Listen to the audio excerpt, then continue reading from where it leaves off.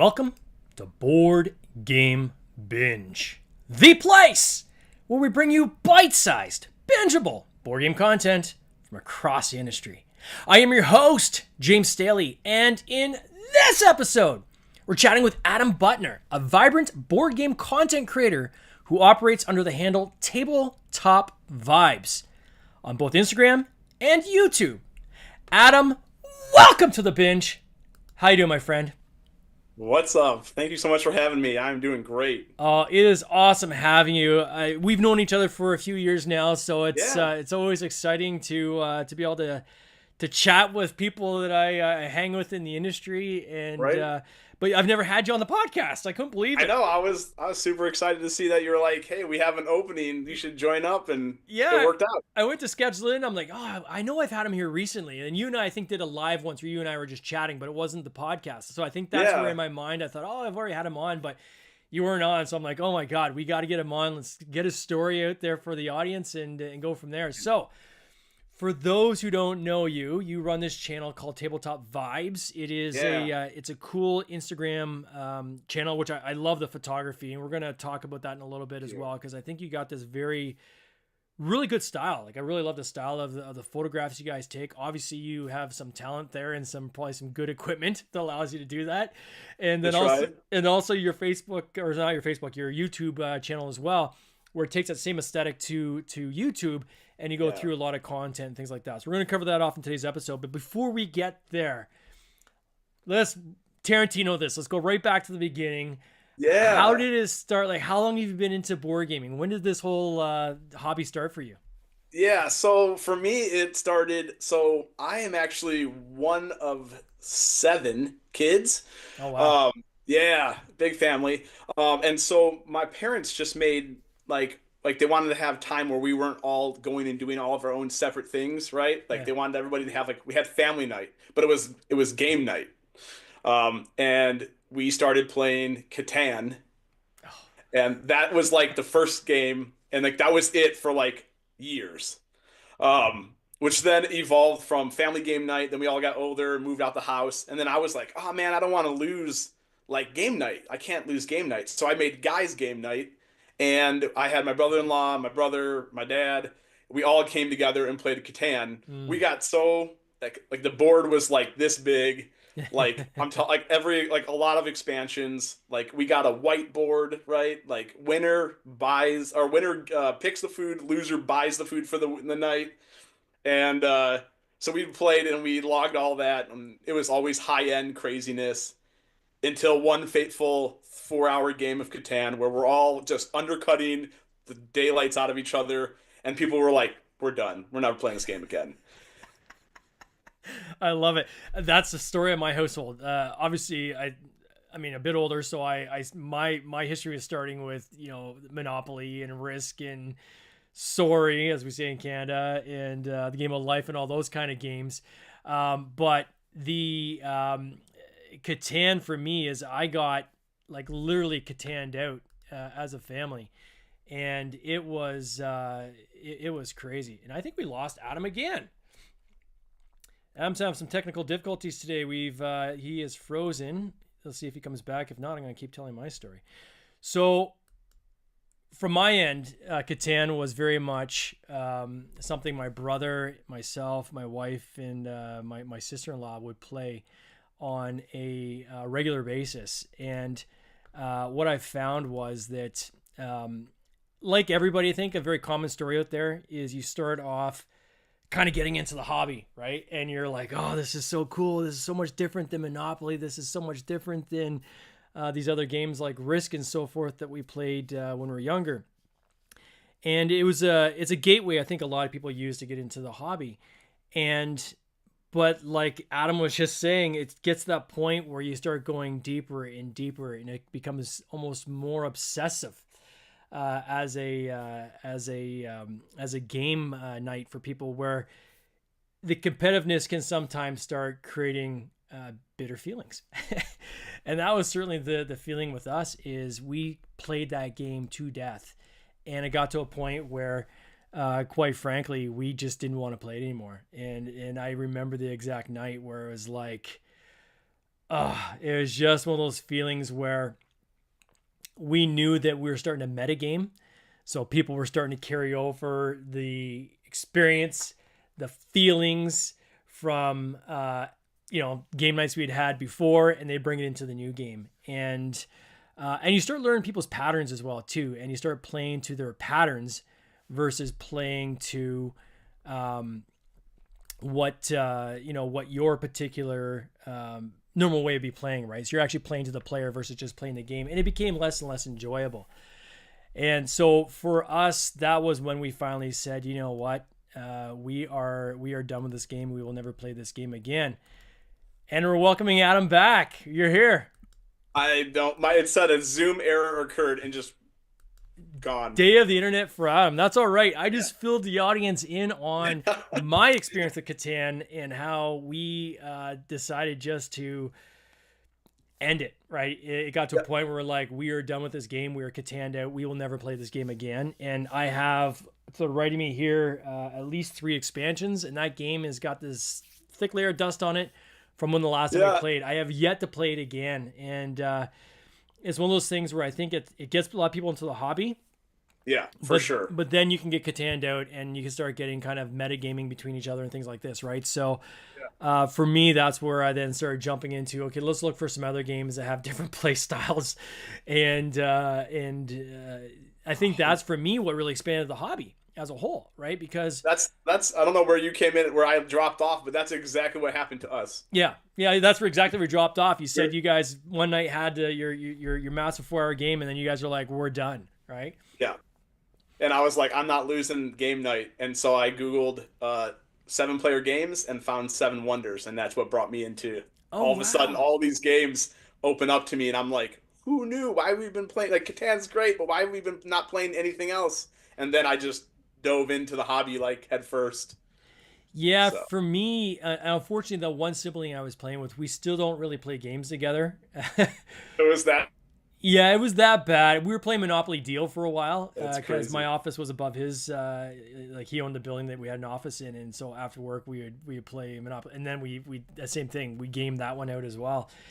And it's one of those things where what I realized for me was that, I grew up in a very competitive household where it was very much American style gaming, right? Where it's me versus you, right? It's attack, attack. And it wasn't until, although Settlers of Catan is Euro style, there still is a lot of kind of ways you can kind of be, I'd say, dirty in that game. And for sure. It wasn't until I really started like finding meetups and when I was showcasing the first game that we had brought to market, which was Tanks But No Thanks, which again is a skirmish game, very much attack me versus you kind of attacking game.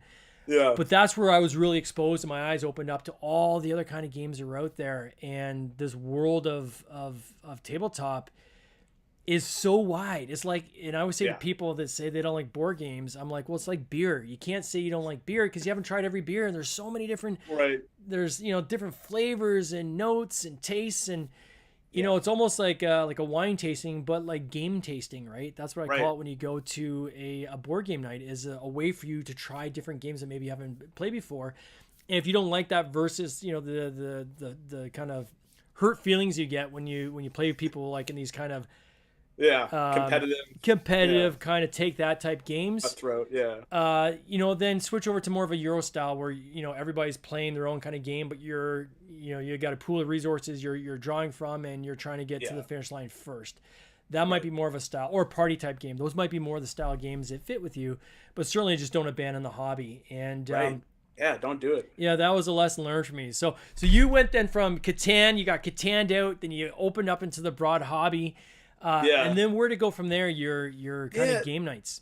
I mean, like, so we jumped into 7 Wonders, and because I'm an expansion person. Like, if I know that there's an expansion, now I need to have the rest of it because the game's not complete till I have all the pieces. So I just kept introducing like new expansions to it, and then just started buying games like Betrayal and House on the Hill, and then I just started like all of like the really good gateway games.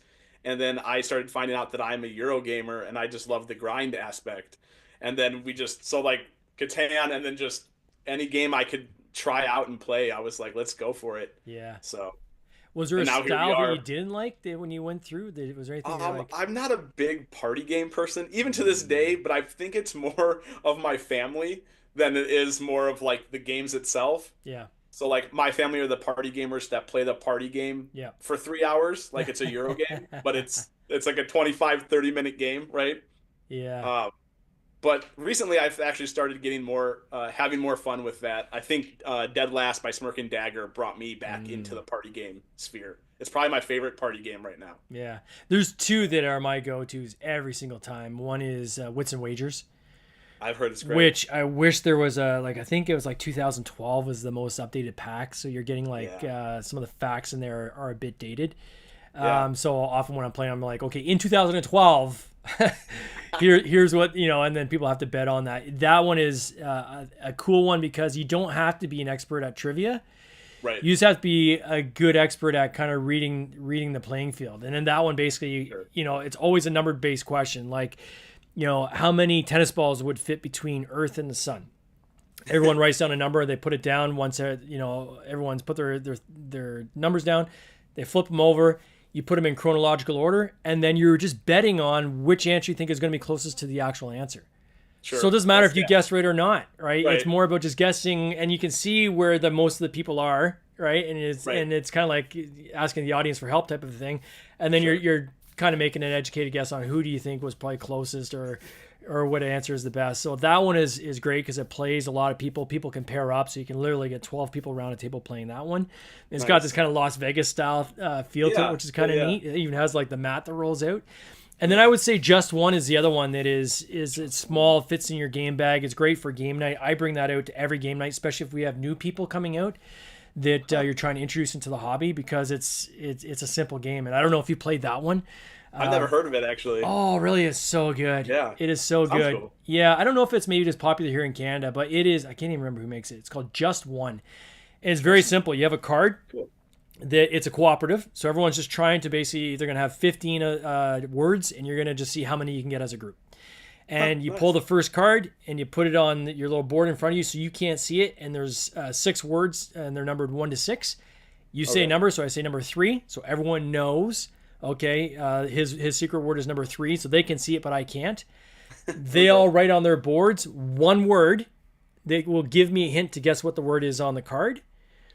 Once they say they're ready, I close my eyes. They show each other their answers. Anybody that picked the same clue turns it face down. They can't use it. Oh, And they say go. And then the remaining words are left over. I have to guess what that word is nice. based on the words they've given me. And That's fun. it Yeah, is that so sounds like much a good fun. time. Very, very light. Very easy to play. It's got like a little Yeah. wipeable card, so it's it's Sure. environmentally conscious, so you're not burning Right, through a bunch right. of paper and things like that. So those are my two kind of key faves that I like to bring to game night. Nice. Yeah, that's good. And I also recently played Caution Signs Caution Sign. I think I've heard by this one as Danielle well. Reynolds Okay. and Wise Wizard Games produces it, and it's really fun. It's like you're drawing, but everybody has like literally you get 2 cards. One is like the like puffy dragon or something like Yeah. that, right? Or puffy something, right? Or whatever it is. You have like your adjective and your thing, and like you have literally 10 seconds to look at it. Then you have to draw, but you have like 10 seconds to just draw it out, and then you submit it to all the one person, and they have to try to like match the action or whatever it's doing to like the other thing, and so they have to try to assign. And at the end of it, you get points based on if you're right or not. So Oh, and that's all amazing. it's environmentally conscious, and you can wipe it all off really fast. And that's So, what's like, working. it's- And that's Daniel Reynolds too, eh? We've had her on the Yeah, podcast. That's yeah, amazing. Caution Signs. Oh, So Caution that's Signs. another good one. Have to check that one out. So when you went from like your game night with your family and friends to how did that then kind of pivot into getting into content creation? Like where did that kind of come about? Yeah, I was just like, I like playing with my family. I have friends that like games sometimes. Obviously, I was like the person that's like always talking about board games and like, here's the new board game I got, and they were like, oh, we have to learn another one, right? And I was like, yeah, this is gonna be fun. But then I started being like, well, there's got to be like an outlet that I can share my passion with, and I was like, oh, well, I know Instagram, and I was never really active on Instagram, even my personal account. Mm, Like I wasn't never like a big thing for me. And then I started seeing that all these people were posting pictures and getting feedback and having this community of like people just like, yeah, that's such a cool game and I love this about it. And I was like, I think I'm just gonna create my own handle and then Mm. see what happens with it. And my license plate for 17 years was Vibes. Uh, Vibes 88 was my license plate for like 18, 17, 18 years. And so I was like, what could be a good handle that's like relatable to me? I like music, so vibe, right? And the Yep. good vibes. And so I was like, let's do tabletop vibes. So Oh, I love it. And the color scheme and everything is very reminiscent of kind of like an 80s kind of yeah, I was born in Long Beach, California, and I like the whole vibrant color thing. So I was like, let's go with this. And it's this last adaptation of the game of the logo is the final one, but I think it pulls together my vibe. your vibe. Yeah, for sure. No, I Yeah, love it. It's awesome. yeah. And then So so in creating the content, so that first piece that you ever did, kind of jumping into the pool, so to speak, was there any yeah, expectations doing it, or was it like were the first I was couple like, I just hope I get one like. Right? I was like, I hope somebody thinks that this is decent. I yeah, mean, when you first start, right, it's like I don't know what I was doing. I didn't know how I wanted to stage a picture, or I look back at like the first like pictures I've done, or like the very first YouTube short I created, and you're like, that's awesome and super awful. yeah, And like, but like you just I think one big thing is just going for it. yeah. Having fun with it. And that's one big thing I think as a content creator to always remember that why we're doing it is for fun. It's a good point. I was watching a video, I think it was Mr. Beast that was actually saying this, where he was giving advice on how to get into content creation. And he said, just start posting. He goes, Yeah. who cares? Just You'll got figure it. it out. He goes, the first 50 videos you're going to do, no one's going to see them. So don't worry about it. The stakes are Right. super low. Don't worry. Yeah. People are going to flick on by. 100%. It's no big deal. We just finished a book for a board game binge based on the first 100 episodes. And I was Nice. going back through the transcripts and I was going back and through the videos. And man, those first, I'd say 15 were really rough. Like really Right. rough. I think the first two were on my phone and we started off on Facebook Live. So Really? yeah, it Wow. was Facebook Lives, and it wasn't even a podcast. I just started off doing Right. interviews with people in the industry where I wanted to kind of get some advice that I could maybe use to help, in my own journey. And I thought, Right. well, I'll record it in case, we'll do it live in case anybody wants to join us. And it wasn't until one of my guests had afterwards asked me like, okay, so when is this going to show up like the podcast? Like when I can I download it? And it was at that point it dawned on me, I think it's like episode 5 or 6. Okay, let's take the audio and actually put this into a podcast. And we went and Yeah. actually put it, retroactively put it into the podcast. But it is one of those things where, I remember how stressed I got at the beginning of trying to just make everything just right. And Trying to at get it perfect. Yeah. and at the end of the day, I hate to say it, but nothing matters and no one cares. They It really, is true. That is so true. It's true though. It is. yeah, I mean, so you just put it Yeah. out there. There's literally zero risk. Yeah. So 100%. just put it out there. So you started going. So how many years now have you been doing tabletop vibes? Yeah, so probably five on Instagram and a year and a half on YouTube. Oh, is that it? I would have thought it was longer. Wow, No, yeah, good for you. yeah, yeah. So yeah, I just like Instagram wise, I was like, I'm just gonna go for it. If someone likes it, cool. If anybody ends up ever following me, awesome. And I'm just gonna try to create pictures that because I really love art in board games. Like that's what Yeah, draws me. Art in board games, and I like great components. And so when I find a game like that, I try to find a shot that I'm like, if I were to look at that, I'm like, what is this? I gotta know what this is. So that's what draws me in. So that's why I try to create. yeah, Um, yeah. The photography is what really pulled me into your channel. Like, and I'll just say for anybody like they're listening, I think you're at like 6,500 followers now on Instagram. yeah, 66,899. So almost at 7,000. Good for you. Getting over that first Yeah. 1,000 is probably the toughest part. Yes. So good for you on that. That's Thank amazing. you. Yeah. What led to the style? Did you have experience in photography, or is it the equipment? Like, what's your secret, man? Like it because it looks good.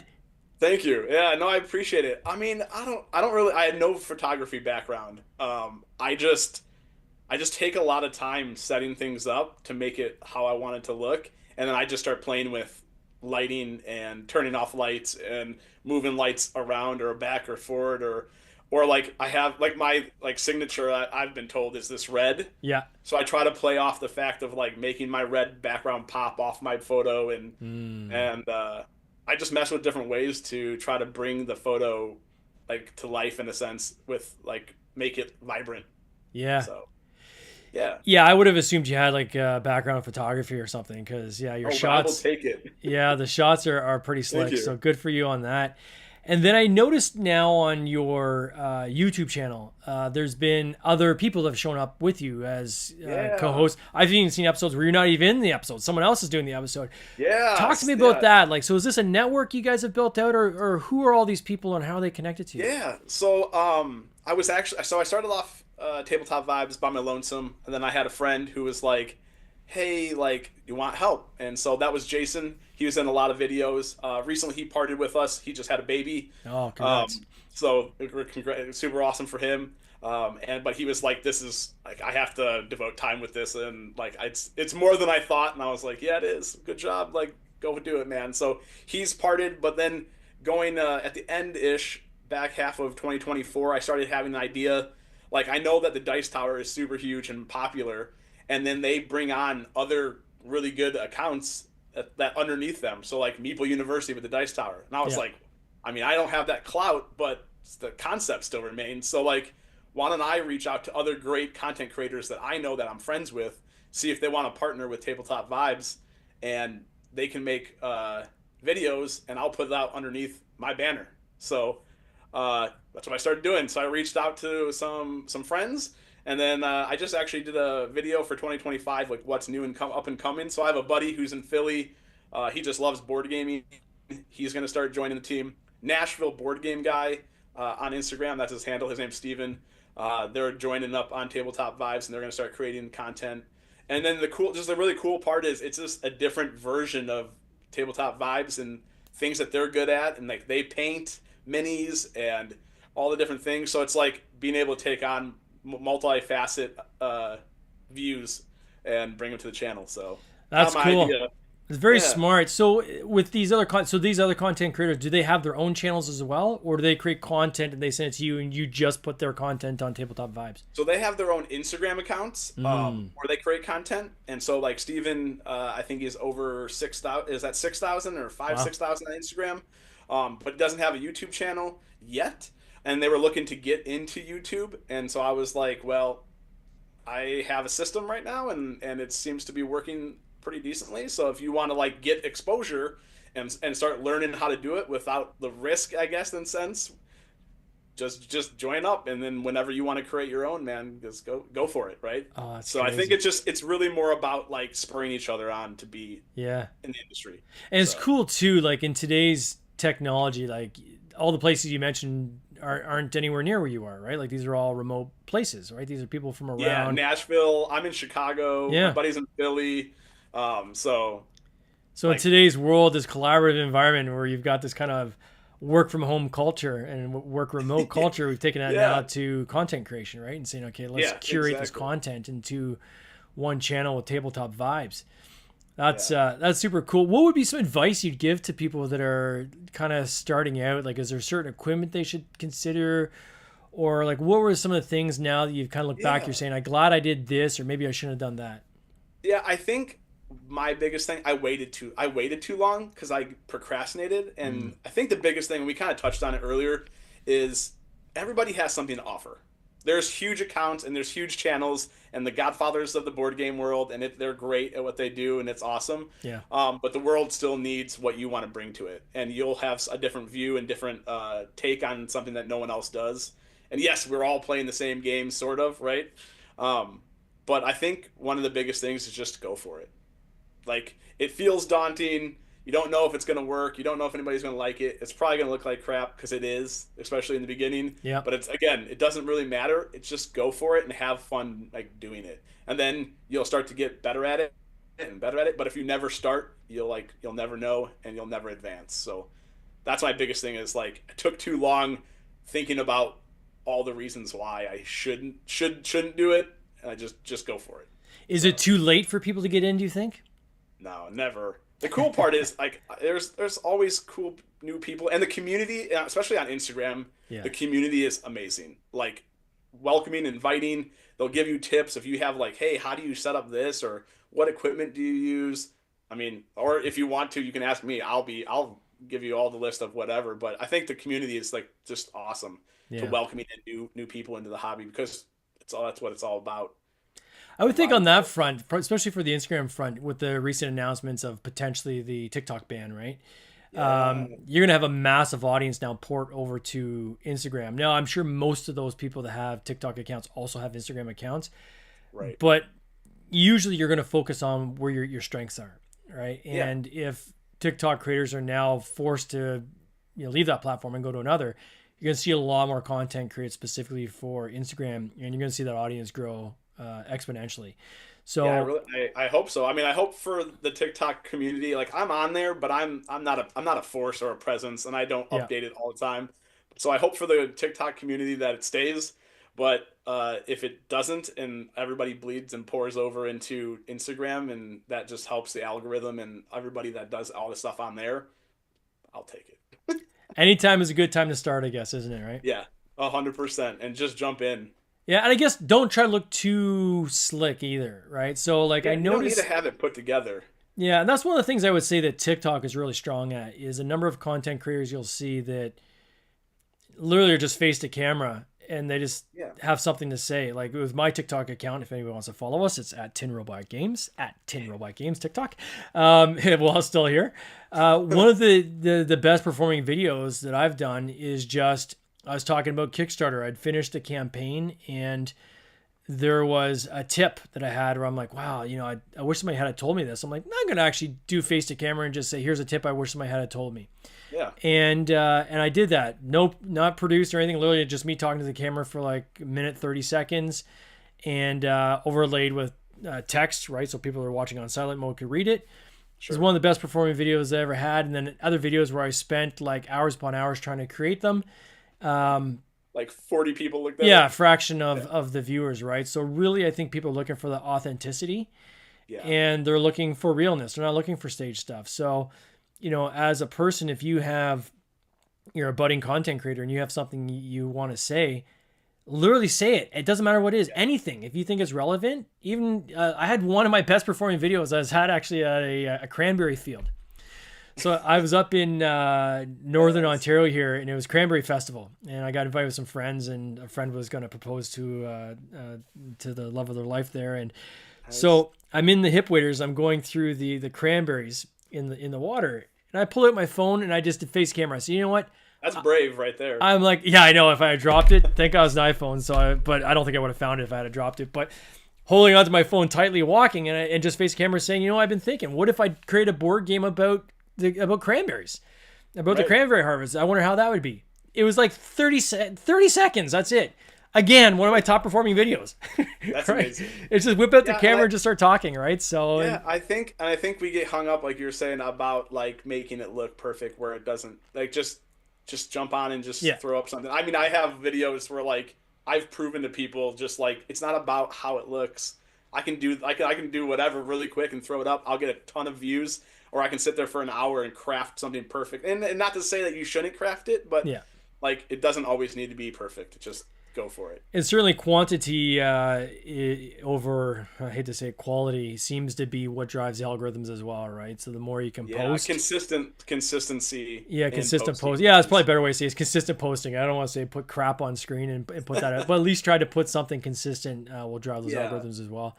So what is the plan then from here? So you've got this network you've created. I'm going to call it network if that's okay. Yeah, no, The go Tabletop for it. Vibes Network, where you're kind of curating these different content creators into your channel. Have you planned out kind of looking forward like 5 years to say, here's how I want to structure Tabletop Vibes, and here's what I think this, for lack of a better word, IP, how it's going to look when I Yeah. build it out, or what's been the kind of thought process around that?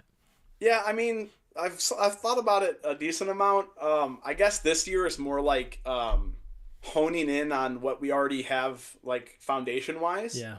I do have some fun stuff like my website's drops in like next week or so. Oh wow. I have merch that I've gotten already. Like so things like that are like coming out. So like kind of like solidifying the brand Mm. and then bringing on content creators like I have or possibly more if it works out to then just like hone what we're doing and like have a good cadence for 2025. But for the future, I'm hoping to make it like a household name. That's the idea, right? To where like you're coming to us for like, like list videos of like top 10 games. Oh, we also have people who paint. If you're a miniature paint Mm. person and you like to do painting, like here's some good videos on painting, and just like have in like an eclectic aspect of like videos that can help anybody and kind of just And will yeah. more previews be part of that as well? Or are you moving away from previews or No, I personally I enjoy doing first impressions of yeah. like Kickstarters and Game Found and things like that. Because like for me, I love like learning a new game. That's my like it's just super fun for me all the time. So I might be more of like than tabletop vibes, even though that's me, but that